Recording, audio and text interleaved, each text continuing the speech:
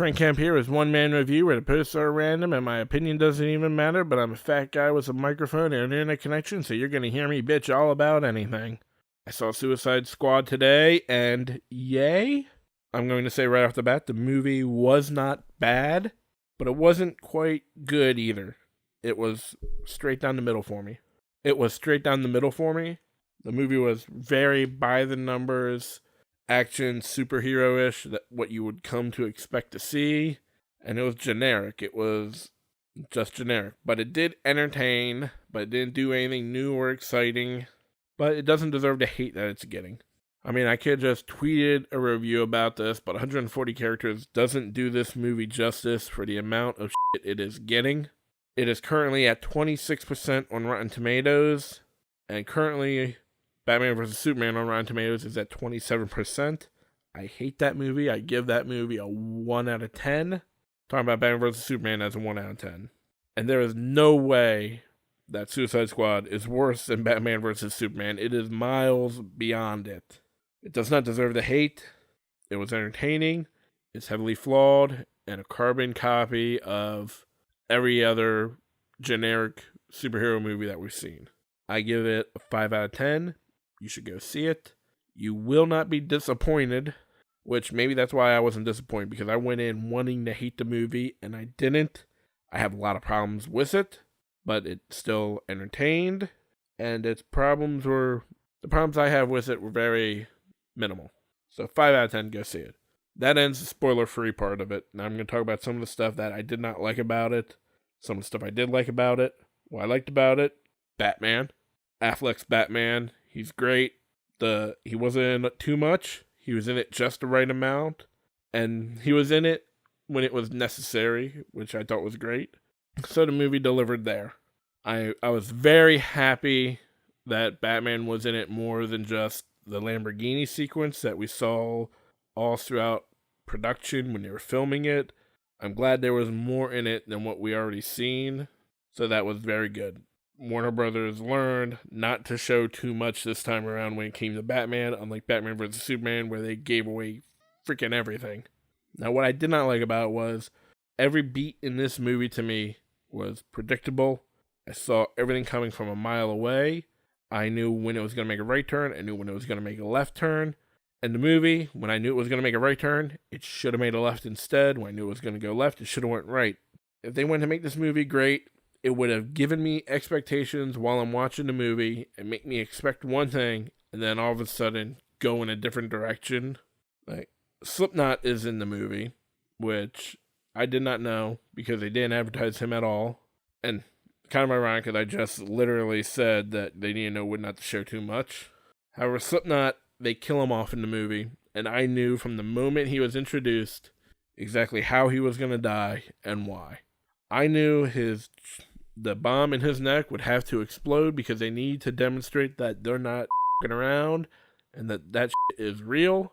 And I knew he was going to be the one to die because when they were going over the team, his picture was on the wall and I had no idea who the hell he was, and they didn't give him a backstory at all. I knew he was going to die. And it's like they threw him in there because they knew they needed to demonstrate the bomb worked, but they didn't want to upset anybody by killing a character that they were invested in. Which is bad. They should have invested us in his character. They should have showed his backstory to make us at least think he's, just one of the crew. He's part of the team. But they didn't. They didn't give him any backstory at all. In fact, when they introduce him, he punches a woman and he says, what? She had a mouth. To make us even hate him to where we want to see him die. They should have given him a backstory. They should have made us care about him and then kill him. They should have made it to where we wouldn't know he was going to die. He was played by Adam Beach from Wind Talker and Joe Dirt, and I had no idea that was him. It wasn't until I got home and looked him up on IMDb that I realized that's who that was. So, right off the bat, I hated that. So, yeah, I took off a little bit because of stuff that they didn't give us. Harley Quinn and Captain Boomerang. I hate Jai Courtney with a passion. Movies he does just sucks. He is the touch of death on movies. But his character is useless, and Harley Quinn, in the comic books, she's always a part of the team, but They could have given her more to do in this movie. She was just there for marketing purposes and eye candy. Not that there's anything wrong with that, but they need to give her something to do of substance. Like, if there was a scene where Deadshot had to shoot her, and had he did shoot her and, like, kill her, the movie would have been a 10 out of 10 because no one would have seen that coming. But they had to keep her alive because she's just there for marketing purposes. And I hate that. We've come a long way in movies where, women characters can do anything. But her character, she was just the stereotypical hot woman in the movie. And that's not Harley Quinn to me. Harley Quinn to me has always just been a strong, violent character, with her weakness being the Joker. But this movie was just, her. I couldn't get behind her character at all. And that's a waste to me. And Jai Courtney, Captain Boomerang, his character was also pointless. He did one useful thing for him, which they could have got anyone else to do. The one thing he did was just throw a boomerang with a camera, which I'm still trying to figure out the physics of how that's working with a camera aiming steadily while it's spinning as a boomerang, whatever. His character was pointless. His character was only there to advertise Monster Energy drink. That's all he did. So right off the bat, Harley Quinn, Slipknot, and Boomerang. 3 characters that do nothing for the team. That leaves what? Deadshot, Killer Croc.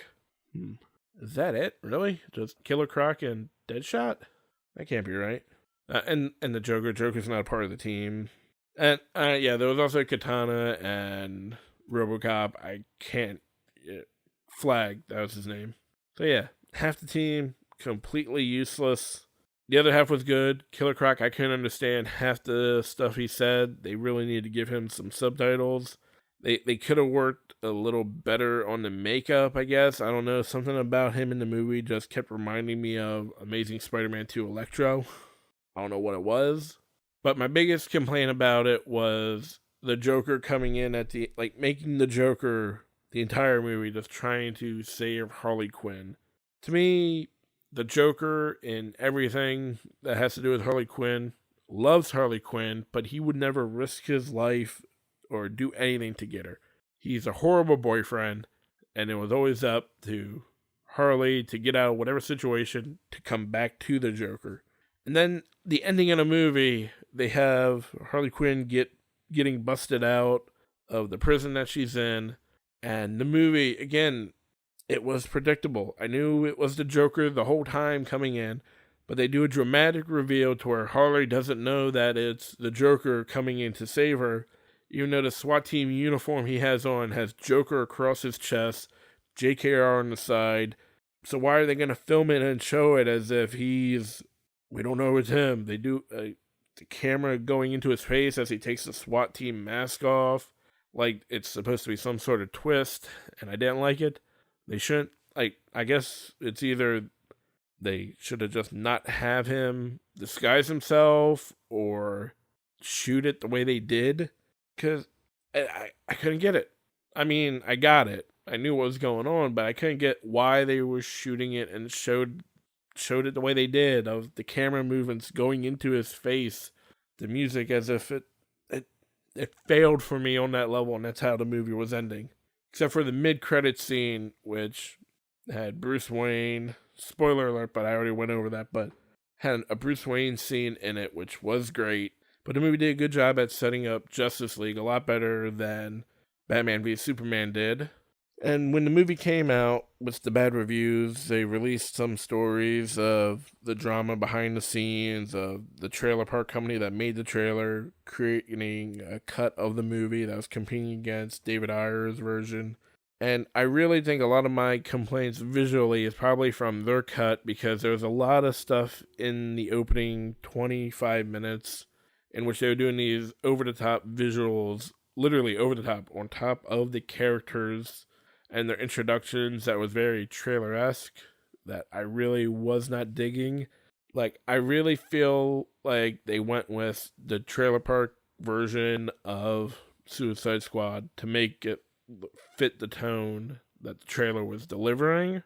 So I guess that's another fault with the movie, is it was trying to match the tone of the trailer, which I think that is a colossal fuck up, that they would let a marketing department or the marketing company that makes a movie trailer, and instead of telling them that they need to change the trailer to match the tone of the movie, trying to re-edit an entire movie to fit the tone of a trailer is ass backwards.